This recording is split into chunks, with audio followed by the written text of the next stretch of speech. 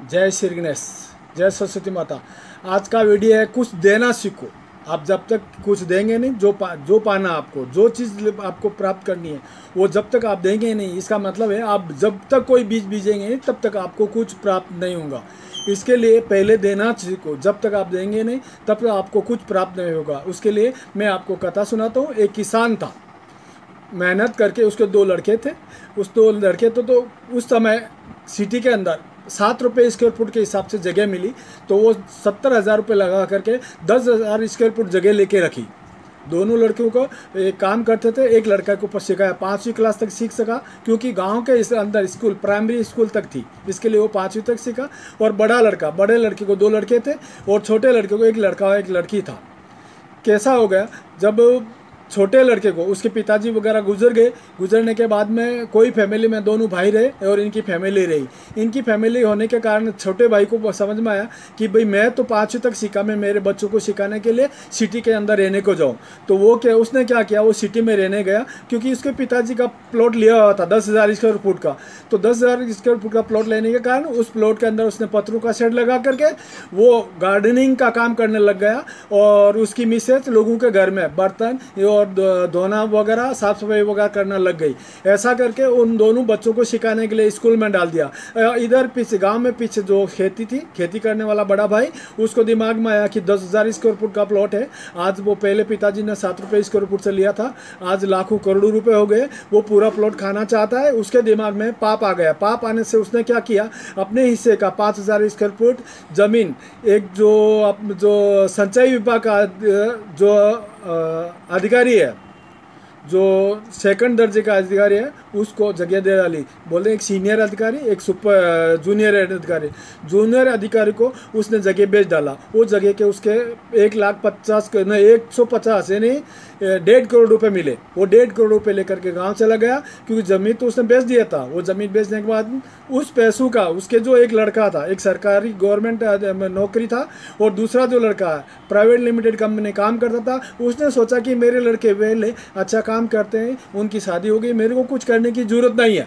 ऐसा करके वो दिमाग में लेकर के वो 1.5 करोड़ रुपए घर में रख दिए। तो उन सभी के वजह से आजकल लोगों को दारू पीना एक जनरल आदत थी। जो पैसे घर में गए तो उस पैसों का सदुपयोग नहीं करते हुए उसने जमा करने के कारण उन लोगों को वो उन्माद आया और दारू पीना, नशे करना चालू कर दिया। इन लोगों ने वो पैसे पूरे उड़ा डाले और ज़्यादा दारू पीने से उसकी जो गवर्नमेंट नौकर था उसकी नौकरी छूट गई, क्योंकि दिन को भी और रात को भी हरदम दारू के नशे में रहता था, ड्यूटी पे भी दारू के नशे में जाता था। इसके लिए उसकी नौकरी छूट गई।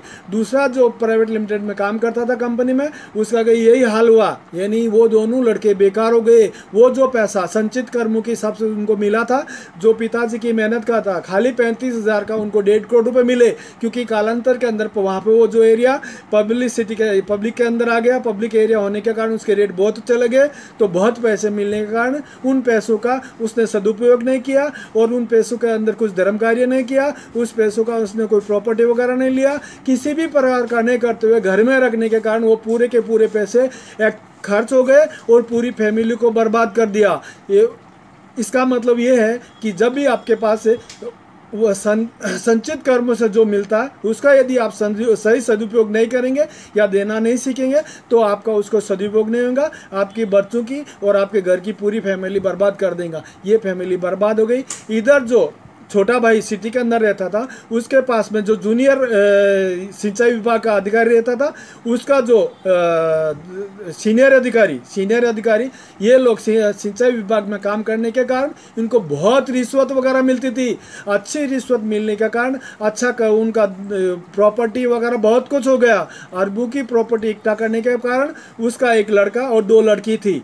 सीनियर अधिकारी का एक लड़का 2 लड़की थी। दोनों लड़कियों की शादी हो गई और लड़के का भी शादी हो गया। लड़के को एक लड़का हो गया। और दोनों लड़कियां, क्योंकि जो उनके पास जो पैसा आता था वो वशन, उनको सबको गलत आदत लग गया, हर प्रकार के नशे करने लगे, पार्टी और ऐश आराम करने लगे। पार्टी और ऐश आराम करने के कारण उनकी ज़िंदगी बर्बाद होने लग गई। और जो दोनों लड़कियों की शादी की थी वो लड़कियां भी तलाक होके वापस घर पे आके बैठ गए, उनको कोई बच्चे वगैरह नहीं हुए, क्योंकि उनकी जो आदत थी, पैसा जो रिश्वत से आता था उनसे उनकी गलत आदत लग चुकी थी और उनको हर प्रकार के व्यसन थे।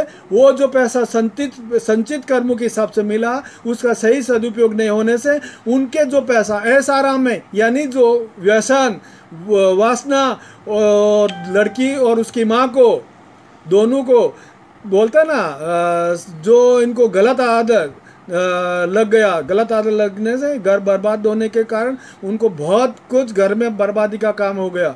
और उस जो आदमी था उसको भी व्यसन लग गया और कुछ कालांतर में रिटायर्ड हो गया। रिटायर्ड होने के बाद वो भी ज़्यादा दारू वगैरह पीने लग गया। इन पूरे परिवार की फैमिली ऐसे साथ लेने लायक नहीं थी। उसकी जो बहू थी वो छोड़ करके बच्चे को लेके उसके माँ बाप के पास चल गई, क्योंकि इनका जो व्यवहार देख के वो रहना नहीं चाहती थी। इन सब को खाना पीना, ऐश करना और हर प्रकार के व्यसन, नशे के लग गए थे। ये फैमिली पूरा पैसों का सदुपयोग संचित कर्मों से मिलने के बाद में भी इन्होंने सही सदुपयोग नहीं किया और सही कर्मों में इन्हें देना नहीं सीखा। इसके लिए ये पूरी फैमिली बर्बाद हो गई है। आज उनके पास अरबों रुपए हैं और मेरा जो बच्चे को लेके गई जो लड़की है, जो बहू है, उनका कहने का ये है, उनको समझाने का यही कारण है, मैडम आपके पास अरबों रुपए है। आज जो उनके पास कम से कम महीने का 25 लाख का इनकम आ रहा है, जो भाड़े से या अलग इनकम से, जो प्रॉपर्टी से आ रहा है, खेती वगैरह लिए उससे आ रहा है, तो आप उन पैसों का सही सदुपयोग कीजिए। 20% अपने भविष्य के लिए रखिए और 20% अपने वर्तमान यूज के लिए रखिए, 20% अपने परिवार के लिए रखिए, 20% अपने सगे संबंधियों के लिए रखिए और 20% अनाथ आश्रम, मंदिर या गांव में कोई गरीब रहेगा उनकी मदद के लिए कीजिए। तो आपका ये पैसा काम आएगा, नहीं तो आपके आने वाली पीढ़ियों को भी ये पैसा बर्बाद करेगा। मेरे कहने का यही है मैडम, आपके संचित कर्मों से मिला, लेकिन उसका सदुपयोग लेना, आप यदि गलत उपयोग लेंगे तो उसका सदुपयोग लेना आपके हाथ में नहीं रहेगा और कई पुश्तें ऐसी बर्बाद होती रहेंगी। क्योंकि जो फैमिली, इनके पास जो पैसा आया हुआ है रिश्वत का, किसानों का, वो कई लोगों के दुखा के कई उन लोगों के मन दुखा के पैसा इकट्ठा किया हुआ है। और जो बांध काम से जो इनको मिला हुआ है, जो सिंचाई विभाग में बांध काम वगैरह तो होता है, उससे कमीशन का पैसा आया हुआ है, कई लोगों के मन मार के पैसे आया हुआ है, तो वो पैसा इनको सुखी रहने नहीं देगा, बर्बादी करेगा। इसके लिए आपको अच्छे कर्म लेने के लिए अच्छे कर्म में पैसे लगा के ही काम करें। इधर जो जूनियर अधिकारी, इसके पास जो किसान का बेटा था रहता था, वो उसके भी वही हाल होने लग गए। वो उसके कैसा हो गया कि उसके एक आंगने में उसने आलिशान जो 5000 स्क्वायर फुट जगह ली, बंगला बनाया और 20 फुट के अंतराल में एक आम का पेड़ था और बबूल का पेड़ था। इसको बबूल का पेड़ हिस्से में आया और जो किसान था उसको आम का पेड़ आया हाथ हिस्से में आया। तो उस जो जूनियर अधिकारी जब भी कुछ कांटे वगैरह गिरते थे तो उस किसान के जो बाजू में रहता, जो गार्डनिंग करता, जो उसकी औरत लोगों के घर में धोना धोना करती है, उनके उधर डालते थे और उनको जो साइड के अंदर बाउंड्री नहीं करने से वो कांटे वगैरह लगे थे। तो उन लोगों ने क्या सोचा, अभी ये कांटे उठा करके अपन बाउंड्री को उधर रख देंगे ताकि कुत्ते वगैरह, कोई सुअर वगैरह नहीं आए। ऐसा करके उनका जिंदगी चलते गया और इनके बच्चे 10वीं तक सीखने लग गए। जब इसके भी बच्चे 10वीं तक सीख करके पास हो गए तो उसको लगा कि मेरे बच्चे वासनाओं से और ऐश आराम से और गलत आदतों से बिगड़ गए हैं, ये यदि कॉलेज में जाएंगे तो इनका भी ज़िंदगी खराब हो जाएगा। और मेरा जो है, मेरी जो फैमिली है, जो सीनियर अधिकारी के जैसा हुआ, मेरी भी फैमिली ऐसा होने वाली है। इसके लिए वो चिंतित हो गया। चिंतित होने के बाद कारण वो एक पास में भागवत कथा बच रही थी तो वहाँ पे जाना चालू किया। वो 4 दिन तक जाते रहा, वो वहाँ पे एक पैसा देता नहीं था। लास्ट में क्योंकि जो भागवत कथा बाँचने वाला जो महाराज था, संत था, उसकी एक गौशाला थी। लोग जो कथा खत्म होने के बाद में उन जो महाराज के पैरों में पड़ के पैसे वगैरह डालते थे, वो 4 दिन तक कुछ पैसे वगैरह नहीं डाला। 5वें दिन उन महाराज को उसने क्या बोला, महाराज मैं बहुत दुखी हूँ, मेरा कुछ कल्याण करो। तो महाराज ने बोला क्या काम करते? मैं सिंचाई विभाग में काम करता हूँ। महाराज ने सोचा इसको रिश्वत वगैरह कुछ आती नहीं होंगी, इसके लिए दुखी होगा।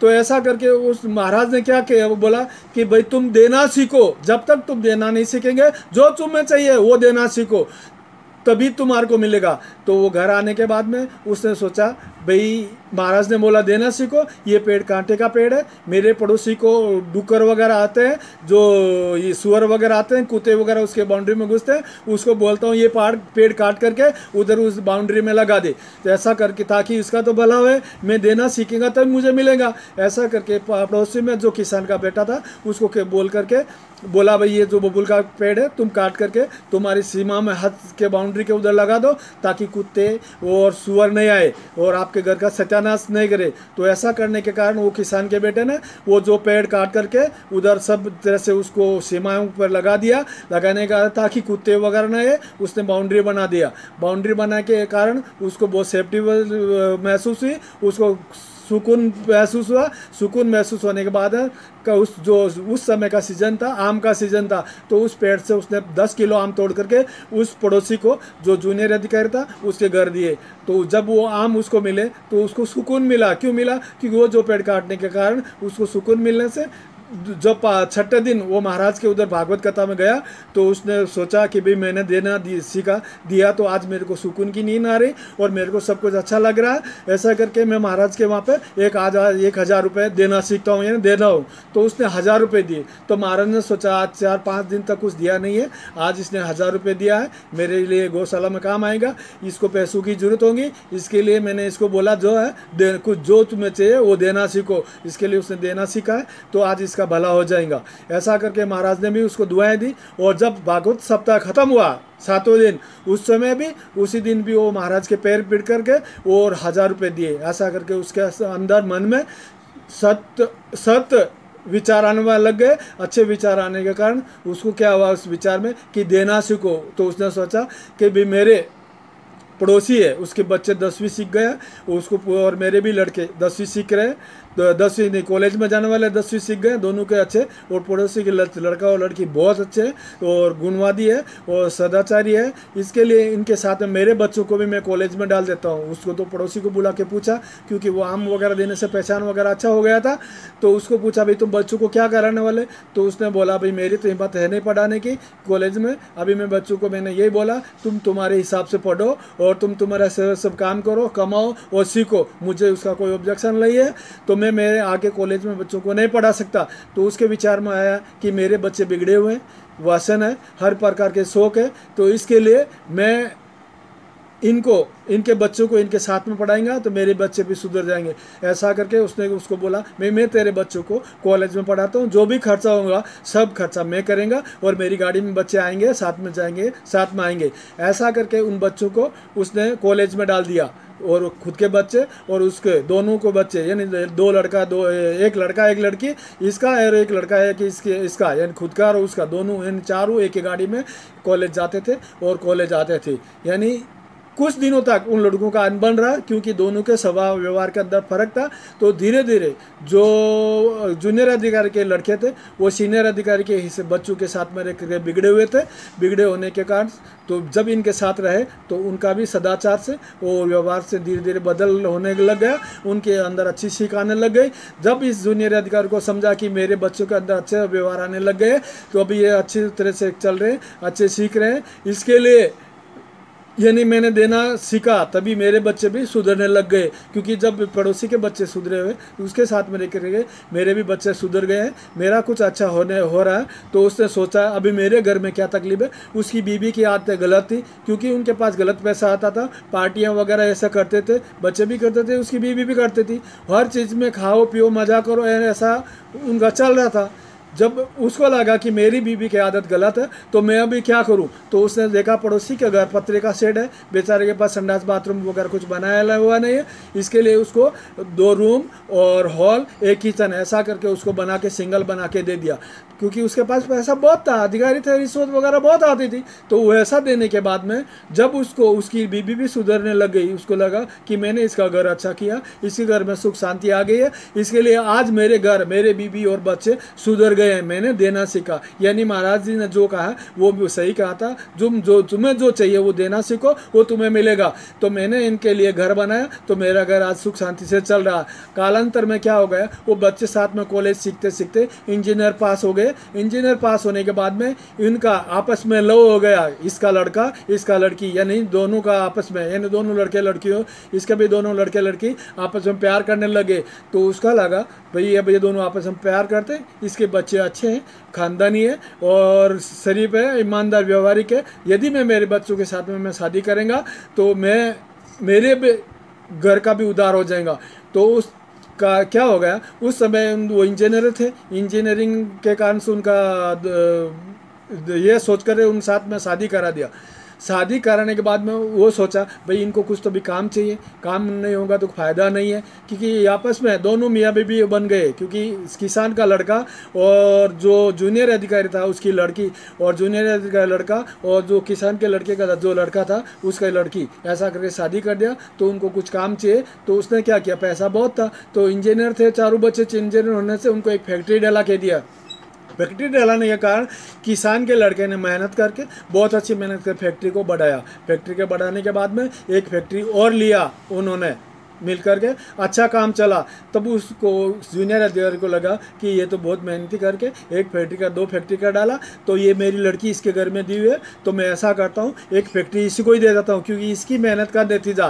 तो उसने क्या किया, एक फैक्ट्री जो किसान का लड़का था उसके नाम कर दी। और उसके बाद में उसके दिमाग में आ गया कि मैं जब जो चाहिए, मैं दान दक्षिणा धर्म दान नहीं करूँगा तो मेरे घर में सुख शांति टिकी नहीं रहेंगी, क्योंकि मेरे पास जो भी पैसा आया गलत पैसा आया हुआ है, और उसके नाम से कई करोड़ों की प्रॉपर्टी ली हुई थी। खेती और प्रॉपर्टी होने के कारण इनकम भी अच्छा आता था। फिर भी वो उसने सोचा कि मेरा जो इनकम आता है ये सब गलत पैसों से, रिश्वत से आया हुआ है, जो इनकम आती है उसका मैं दान दक्षिणा करूं। और 2 फैक्ट्री, 2 लड़की को भी फैक्ट्री हो गया, मेरे लड़के को भी फैक्ट्री हो गया। अभी मुझे कुछ कमाने की जरूरत नहीं है, जो भी पैसा मिलता है मैं धर्म दान में खर्च करूंगा। तो मेरा जो जिंदगी है, जो महाराज जी ने बोला देना सीखो, तो मेरा जो सुख सुकून है मेरे बच्चों को आगे भविष्य में जो सीनियर अधिकारी के जैसे बच्चों का हालात हुए वैसे मेरे नहीं होने चाहिए। तो उसने भी धर्मदान, यानी जो उसका जो किसान था उसको भी साथ में के लेकर के, किसान का जो लड़का था उसको भी साथ में लेकर के, उनको उनके दिमाग में हमेशा से धर्मदान अच्छे कार्य में लग गए।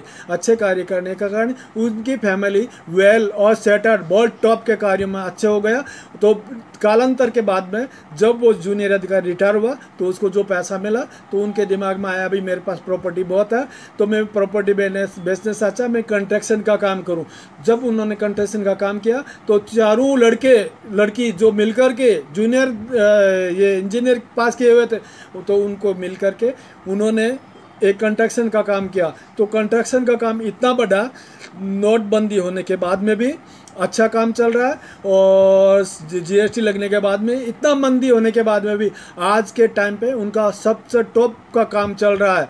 तो मेरा कहने का ये है भाई, आपको जो चाहिए, आपको जो प्राप्त करना है उसे देना सीखो। जब तक आप देंगे नहीं तब तक आपको प्राप्त नहीं होगा। अच्छे कर्म करेंगे, क्योंकि संचित कर्म आपके पास रहते हैं, लेकिन आपके जब गलत कर्म करेंगे, गलत कर्म करने के कारण वो जो आपके संचित कर्मों का सुख प्राप्त करने के लिए दीवार बन के खड़ा हो जाता है। संचित कर्म आपकी दीवार के पास में खड़ा है, लेकिन आप उसके भोग अलग तरीके से लेते हैं, ऐसा आराम और वासना के अंदर भोग में लेते हैं, क्योंकि वो आप सुख संपत्ति से आराम से आप ले नहीं सकते। क्यों नहीं ले सकते? आपके यदि कर्म गलत रहेंगे तो वो संचित कर्म आपको सही उपयोग में नहीं आएंगे। इसके लिए उस जो पाप कर्म की दीवार को आप गिराइए और देना सीखिए, अच्छे कर्म कीजिए, ताकि वो संचित कर्म आपके ज़िंदगी पर काम आएंगे।